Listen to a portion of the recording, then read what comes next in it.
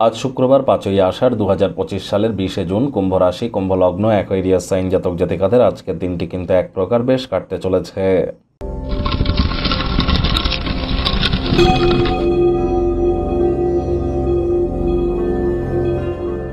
ভিডিওটির শুরুতেই স্ক্রিনে আপনারা দেখতে পাচ্ছেন দেবী মহালক্ষ্মীর গায়ত্রী মন্ত্র। ওম শ্রী মহালক্ষ্মী চ বিদ্মহে বিষ্ণুপত্নাই চ ধীমহি তন্নলক্ষ্মী প্রচোদয়াৎ। এটি আজ আপনারা সকাল দুপুর সন্ধ্যা 3 বেলায় 108 বার জপ করলে অত্যন্ত উপকৃত হবেন।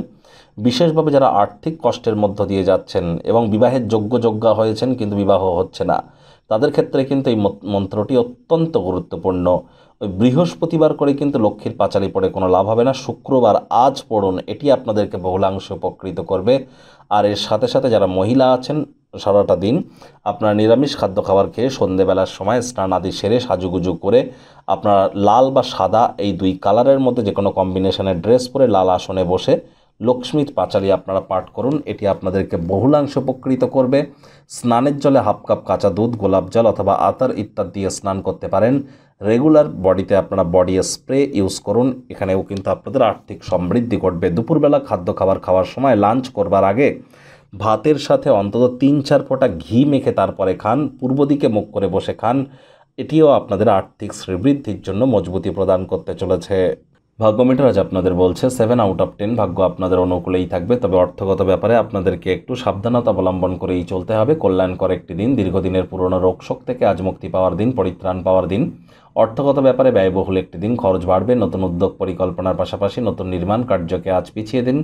আজ পরিবারের বাচ্চা কাচ্চা থেকে থাকলে তাদের সাথে একটু সময় অতিবাহিত করুন। শিশুরা নিষ্পাপ আধ্যাত্মিক ব্যক্তিস্বরূপ, মানসিক প্রফুল্লতা বৃদ্ধি পাবে। আজ অর্থগত ব্যাপারে ব্যয়বহুল দিন, ক্ষয়ক্ষতিও হতে পারে, জিনিসপত্র সম্পর্কে যত্নবান হন, চুরিও কিন্তু হতে পারে। চাকরিজীবীদের অফিসে কম কথা বলে কাজ বেশি করতে হবে, তবে হ্যাঁ, কাজের জায়গায় কোনো এক অসাধারণ ব্যক্তির সাথে দেখা সাক্ষাৎ হতে পারে, তার কথা মনোযোগ সহকারে শুনুন, লাভান্বিত হবেন। চাকরিজীবীদের আজ আয়ও বলবো, অফিসে কম কথা বলে কাজ তো বেশি করতেই হবে, কোনো প্রকার অফিস পলিটিক্স বা গসিপিংয়ের অংশ যেন হবেন না। আজ বিদ্যার্থীরা যে কোনো প্রকার পরীক্ষা প্রতিযোগিতায় সফলতা পাবেন। উচ্চশিক্ষার জন্য যারা বিদেশ যাত্রার কথা ভাবছিলেন, ভাগ্যদেবীও আজ আপনাদের পক্ষেই আছেন। সন্তান সন্ততি থেকে থাকলে তারাও তাদের কৃতিত্বের দ্বারা আপনাদেরকে গর্বিত করবে।